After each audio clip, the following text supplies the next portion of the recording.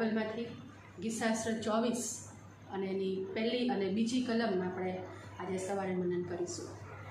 પૃથ્વી તથા તેનું સર્વસ્વ યહોવાના છે, જગત તથા તેમાં રહેનારા પણ તેના છે, કેમ કે તેણે સમુદ્ર પર તેનો પાયો નાખ્યો છે અને જળ પ્રવાહો પર તેને સ્થિર કર્યું છે.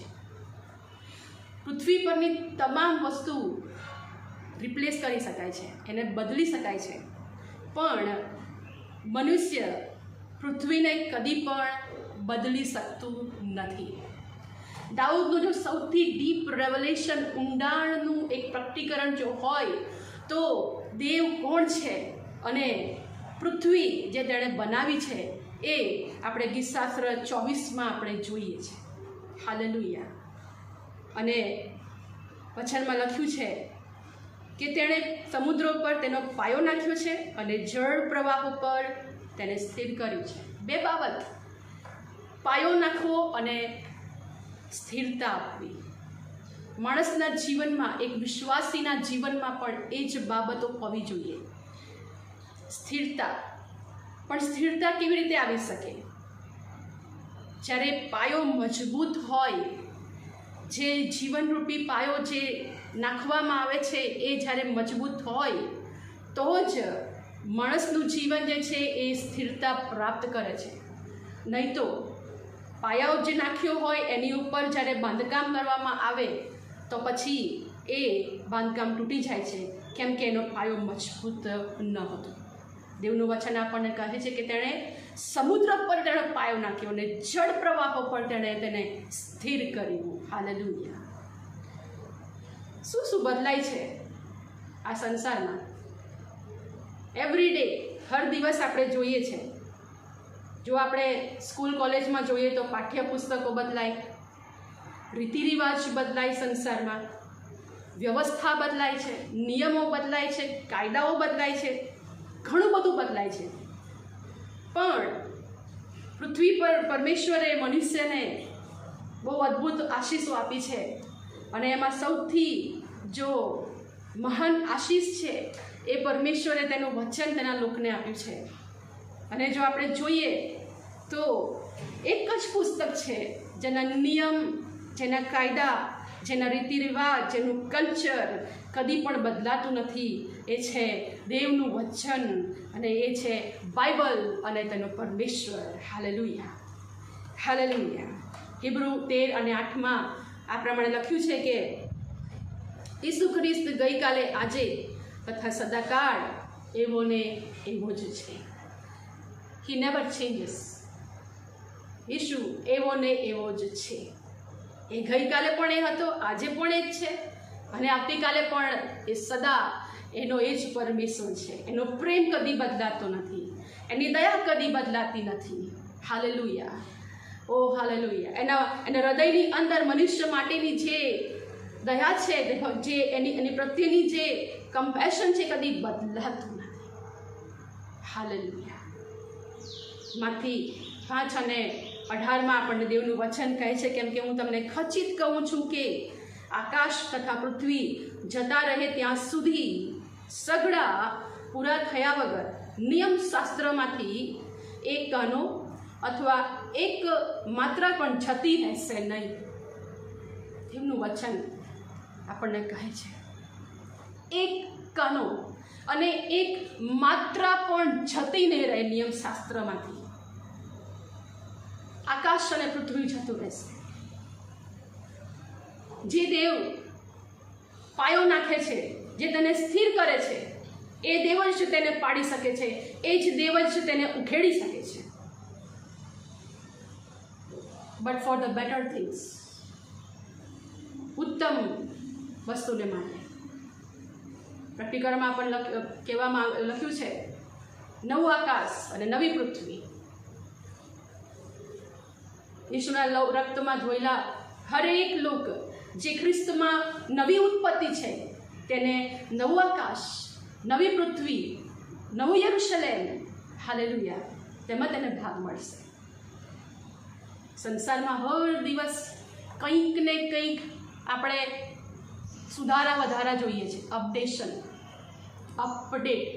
કોઈ પણ સંસારમાં હર દિવસ કંઈક ને કંઈક અપડેટ થતું હોય છે. જો આપણે માર્કેટમાં જઈએ તો પ્રાઇસ જે છે માર્કેટમાં અપડેટ થતી હોય છે એવરી ડે.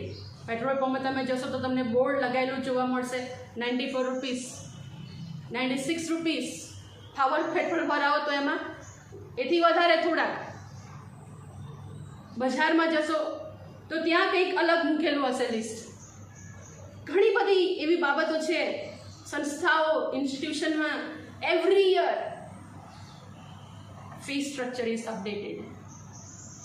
ઘણી બધી વાર આપણે જોઈએ છે રૂલ્સ રેગ્યુલેશન્સ જે કાલે હતા એ આજે કંઈક અલગ હોય છે. ગયા વર્ષે હતા એ આજે આ વર્ષે કંઈક અલગ હોય છે. ન્યૂઝપેપર જો કાલે તમે વાંચ્યું હશે એ જ ન્યૂઝપેપરમાં તમને એ જ બાબતો આજે નહીં જોવા મળે. ન્યૂઝપેપર તો એ જ છે. સંદેશ, ગુજરાત સમાચાર, દિવ્ય ભાસ્કર તો એ જ છે. પણ એમાં લખેલી જે માહિતી છે, જે જાણકારી છે, જે કાલે આપણે વાંચી હતી એ આપણને આજે જોવા ના મળે.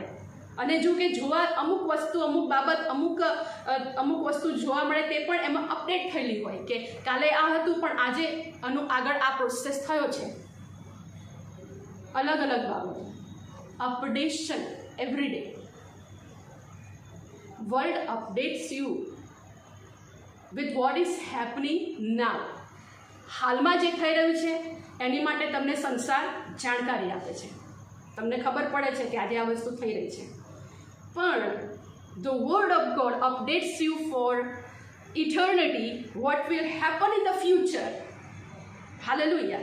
દેવનું વચન તમને કાલે શું થશે એની માટે તમને અપગ્રેડ કરે છે, જેથી તમે ભવિષ્યમાં શું થશે એ તમને ખબર પડે અને તમે પોતાની જાતને અનંતતા માટે તમે તેને તૈયાર કરી શકો. હાલેલુયા.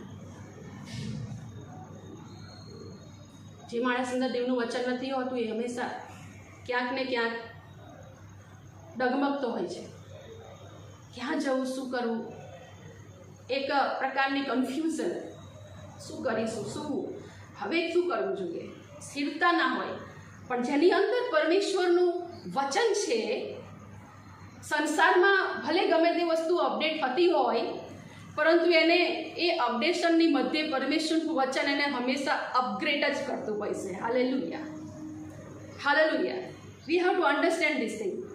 અને જ્યારે પોતાને અપગ્રેડ જ્યારે આપણે કરીએ છીએ ને, થોડું હજુ વધુ પરમેશ્વરની નજીક આવવું, હજુ થોડી વધુ સંગતિ, હજુ થોડું વધુ પરમેશ્વરની નિકટતામાં એક સંબંધ જે હોવો જોઈએ, અપગ્રેશન.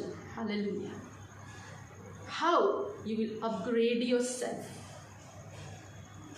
કોઈ પણ માણસને તમે બહારી રૂપથી એવું ના જોઈ શકો કે આ માણસ કેટલો અપગ્રેડ થયેલો છે જ્યાં સુધી તમે તેની સાથે વાત ના કરો, તમે તેનો વ્યવહાર ના જુઓ. કેમ કે જ્યારે કોઈની સાથે તમે બેસો, વાત કરો તો તમને ખબર પડે કે આ વ્યક્તિનું આત્મિક ધોરણ કેવું છે, શું છે. અપગ્રેશન.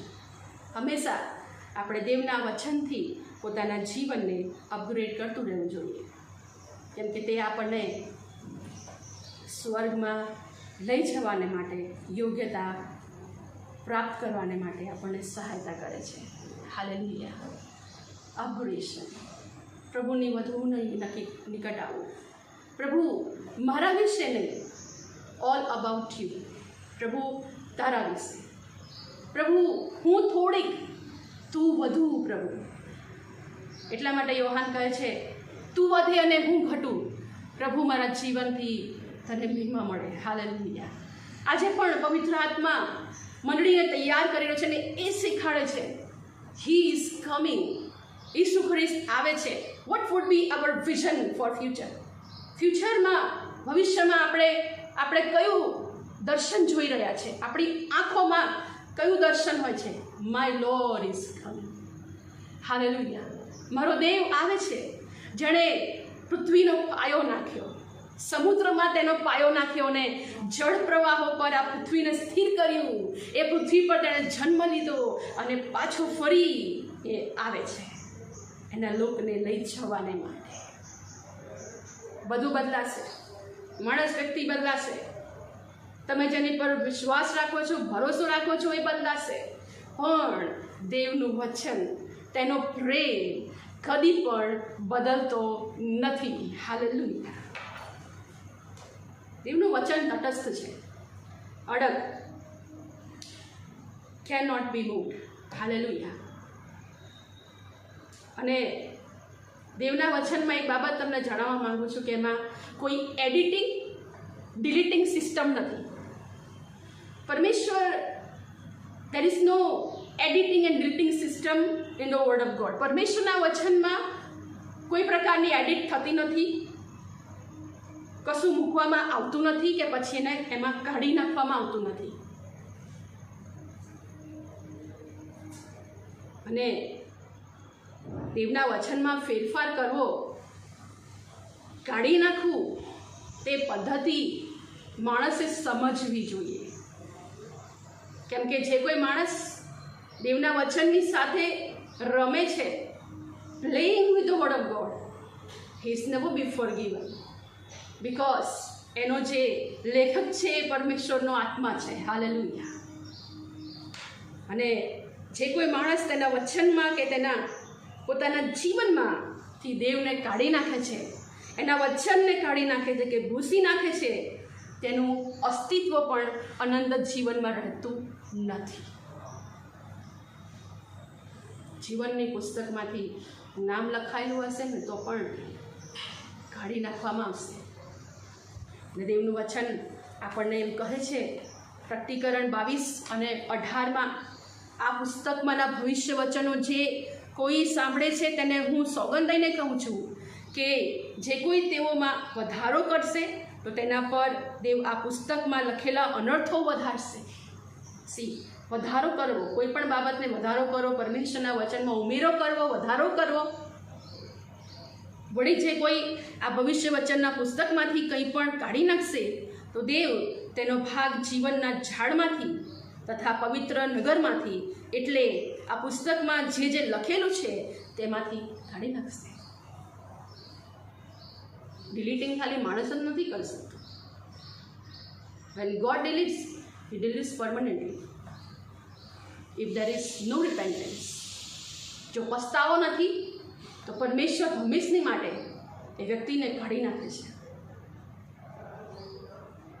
That's why we have to fear the Lord. પરમેશ્વર વચન આપણને હંમેશા વચનમાં લખ્યું છે, ફિયર ધ લોર્ડ, દેવનો ભય રાખ અને તેની જ આજ્ઞાઓને ફાળ. નીતિ વચનમાં લખ્યું દેવનો ભય રાખ. થોડી થોડી બાબતમાં જો આપણે દેવનો ભય નથી રાખતા તો એવું સમજી શકો કે તમે કંઈક તમારા જીવનમાંથી કાઢી રહ્યા છો, એ આત્મિક આશીષો તમે કાઢી રહ્યા છો. આવો આપણે દેવના વચનને અનુસાર પોતાને સુધારીએ, દેવના વચનને અનુસાર પોતાના જીવનમાં સંસારને ડિલીટ કરીએ. કેમ કે તેનું વચન આજે ને કાલે ને યુગાનુયુગ એ જ છે. તેનું વચન આજે ને કાલે ને યુગાનુયુગ એ જ છે. તેનું વચન કહે છે કે હું જે છું તે છું, એ કદી બદલતો નથી, એ કદી પણ બદલતો નથી. હંમેશા આ બાબતને યાદ રાખજો. He never changes. જો આજે સવાર તમને કહેવા માંગુ છું, તમને પ્રોત્સાહન આપવા માંગુ છું, તમારા જીવનમાંથી જો તમે પવિત્ર પરમેશ્વરની બાબતો, પવિત્ર પરમેશ્વરના વચનો કે એની અનુસાર ચાલવાને માટેની જે બાબત તમે કાઢી નાખી છે, ડિલીટ કરી નાખી છે, because of one time pleasure, આવો પસ્તાવો કરો. પોતાના પાપની માફી માંગીને કહીએ, પ્રભુ મને માફ કર, પ્રભુ ફરી એકવાર પ્રભુજી તારા વચનથી મને ભરી દે. એ ભરપૂરીપણું પ્રભુ તું મને આ દિવસોમાં, જેથી હું સમજી શકું પ્રભુ કે આવનાર દિવસમાં આ સંસારમાં શું થવાનું છે. જો તમે કોઈ બાબત એડિટ કરી હોય તમારા જીવનમાં, તમે એવું કંઈક કર્યું હોય કે બસ સંસાર અને પ્રભુ સાથે ન જઈ શકે. કોઈ પણ એક માર્ગ પસંદ કરવો પડશે. આવો આપણે પસ્તાવ કરીએ, પ્રભુને કહીએ, પ્રભુ તું મને માફ કર. જો મેં કંઈક એવો વધારો કર્યો હોય કે કંઈક ભૂસી નાખ્યું હોય મારા જીવનમાં, મેં તને પ્રથમ સ્થાન નથી આપ્યું, પ્રભુ તું મને માફ કર. આ દિવસો એ પસ્તાવાના દિવસો છે. જ્યાં સુધી પ્રભુ ઈસુ મસીહનું આગમન નથી થતું ત્યાં સુધી જો માણસ એવરીડે પસ્તાવો કરે ને પ્રભુના વચનને અનુસાર જીવે તો તેનું જીવન કંઈક અલગ બની જાય છે અને તે પરમેશ્વરના આવતા તે ઉપર ઉઠાવી લેવામાં આવશે. હાલેલુયા. પૃથ્વી તેનું છે અને તેનું સર્વસ્વ તેનું છે. સમુદ્ર પર તેણે પાયો નાખ્યો અને જળ પ્રવાહો પર તેને સ્થિર કર્યું. આવો આપણે આપણો પાયો ચકાસીએ, આવો આપણે આપણી સ્થિરતા જોઈએ કે આપણે કેટલી સ્થિરતા રાખીએ, સ્ટેબિલિટી કેટલી સ્થિરતા આપણે રાખીએ છીએ. આવો આપણે પ્રાર્થના કરીએ.